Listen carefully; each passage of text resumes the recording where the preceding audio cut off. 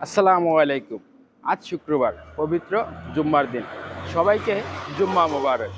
বাংলাদেশে কয়েকদিন যাবৎ প্রচণ্ড গরম পড়তেছে। এই গরমে আমাদের শরীর থেকে প্রচুর পরিমাণ পানি বের হয়। তো মানে অনেক ঘাম হয়, ঘামের কারণে অনেক বেশি পানি বের হয়। তো এই গরমে সবাই বেশি বেশি বিশুদ্ধ পানি পান করবেন। সাথে আহ, শশা শশা খাবেন। শশাতে আমাদের শরীরের পানির ঘাটতি পূরণ করে। এর পাশাপাশি আহ, শশা আমাদের শরীরের বিষাক্ত জীবাণুগুলা বের করে দিতে সাহায্য করে।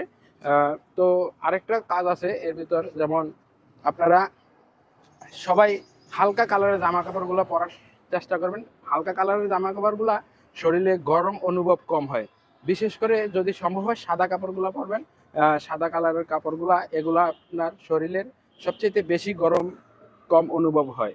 তো যতটুকু সম্ভব হয় রোদ থেকে এড়িয়ে চলবেন। আহ, তো সবাই সুস্থ থাকবেন, ভালো থাকবেন। বিদায় নিচ্ছি। আল্লাহ হাফেজ। আসসালামু আলাইকুম রহমতুল্লাহ বরকাত।